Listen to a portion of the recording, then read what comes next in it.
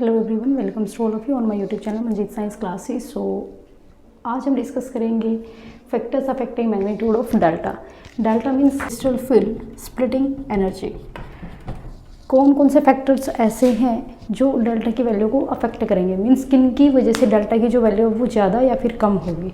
So first factor है हमारे पास oxidation state of central metal atom. जो सेंट्रल मेटल एटम उसकी ऑक्सीडेशन स्टेट क्या होगी, मीन्स M पॉजिटिव होगी या फिर 2 पॉजिटिव होगी या फिर 3 पॉजिटिव होगी या फिर 4 पॉजिटिव होगी, up to so on. Means oxidation state क्या है सेंट्रल मेटल एटम की, +1 है, +2, +3, +4 अप टू सो ऑन, कहाँ तक हो सकती है। और अगर ऑक्सीडेशन स्टेट बढ़ रही है तो उसकी वजह से क्या अफेक्ट पड़ेगा डेल्टा की वैल्यू के ऊपर। सो बेसिकली जैसे जैसे ऑक्सीडेशन स्टेट बढ़ती है वैसे वैसे जो डेल्टा की वैल्यू है वो भी बढ़ती है। जैसे जैसे ऑक्सीडेशन स्टेट बढ़ेगी सेंट्रल मेटल एटम की वैसे वैसे जो डेल्टा की वैल्यू है वो भी बढ़ेगी, मीन्स जो गैप है वो ज़्यादा हो जाएगा। अब ऐसा क्यों होगा, बिकॉज जैसे ही जो पॉजिटिव चार्ज है या फिर जो ऑक्सीडेशन स्टेट है वो बढ़ रही है मेटल की, मीन्स मेटल की ऑक्सीडेशन स्टेट बढ़ने का मतलब क्या है कि मेटल के पास d ऑर्बिटल्स फ्री हो रही हैं। ऑक्सीडेशन स्टेट बढ़ने का मतलब है free orbital, free d orbitals. अब जितने ज़्यादा d ऑर्बिटल्स फ्री होंगे उतनी ज़्यादा जो लिगेंड्स हैं वो अप्रोच करेंगे, और जितने ज़्यादा लिगेंड मेटल के सराउंडिंग में होंगे उतनी ज़्यादा वहाँ पे रिपल्शन होगी। बिकॉज हमने लास्ट वीडियो के अंदर डिस्कस किया हुआ है कि जब लिगेंड अप्रोच करते हैं तो वहाँ पे रिपल्शन क्यों होती है। क्लियर। सो जितनी ज़्यादा रिपल्शन होगी उतना ज़्यादा गैप आ जाएगा। इसके 2 सेट होते हैं जो उन 2 सेट्स के बीच में। Clear. Next second is principal quantum number of d orbital of the metal cation.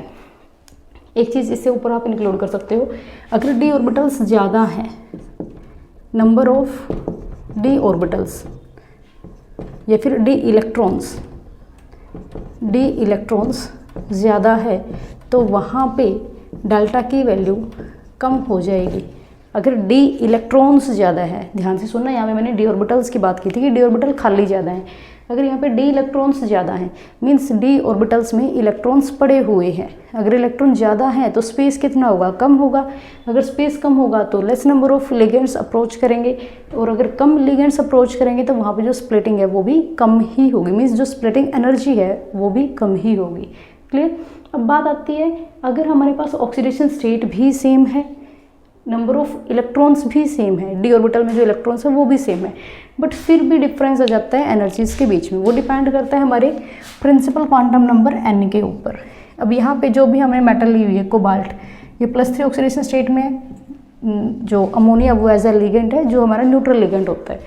रोहोडियम यहाँ पे भी +3 में है, और इरिडियम ये भी हमारा +3 ऑक्सीडेशन स्टेट के अंदर है। ऑक्सीडेशन स्टेट सेम है, लिगेंड्स हमारे पास सेम है। अगर इनके हम d ऑर्बिटल में इलेक्ट्रॉन्स को चेक करें, निकालें, तो लिगेंड जो d इलेक्ट्रॉन्स हैं, d ऑर्बिटल्स में जो इलेक्ट्रॉन्स हैं वो भी सेम है, बट फिर भी जो एनर्जी का गैप है वो ज़्यादा आ रहा है।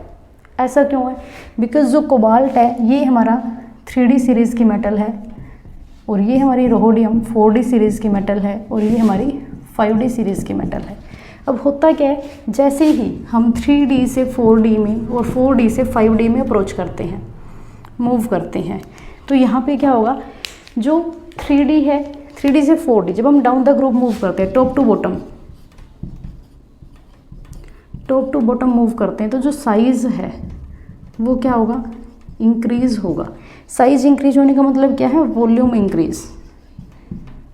इंक्रीज हुआ। जैसे ही वॉल्यूम इंक्रीज हुआ डेंसिटी के ऊपर क्या इफेक्ट पड़ेगा, डेंसिटी हमारी डिक्रीज कर जाएगी, because we all know density is equal to mass per unit volume. Down the group जब हम मूव करें साइज बढ़ रहा है, इसके साथ ही वॉल्यूम बढ़ रहा है, साइज बढ़ेगा तो वॉल्यूम भी बढ़ेगा। अब वॉल्यूम बढ़ रहा है, नीचे वाला फैक्टर इंक्रीज कर रहा है, तो जो डेंसिटी है उसके ऊपर क्या इफेक्ट पड़ेगा, डेंसिटी डिक्रीज हो जाएगी। डेंसिटी डिक्रीज हो जाएगी मीन्स जो पैकिंग है पार्टिकल्स की वो पास होंगे। क्लियर। अब इतनी क्लोजली पैकिंग होगी, जब हम डाउन द ग्रुप मूव करेंगे तो जो रिपल्शन है वो ज़्यादा होगी। ये सब जैसे ही हम टॉप टू बॉटम मूव करते हैं, या फिर हम क्वांटम नंबर की बात करें, जैसे क्वांटम नंबर की वैल्यू बढ़ती है वैसे वैसे जो डेल्टा की वैल्यू है वो बढ़ती है। क्लियर।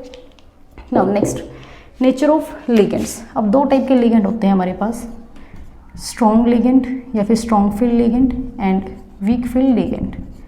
अब लास्ट वीडियोज़ के अंदर हम डिस्कस कर चुके हैं जो स्ट्रॉन्ग फील्ड लिगेंड है, स्ट्रॉन्ग फील्ड लिगेंड क्या करते हैं, वहाँ पे जो स्प्लिटिंग एनर्जी की वैल्यू है वो ज़्यादा होती है।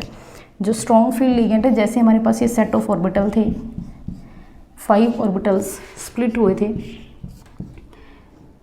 2 सेट्स के अंदर, एक बार 2 ऑर्बिटल ऊपर जाते हैं और एक बार 3 ऑर्बिटल ऊपर जाते हैं।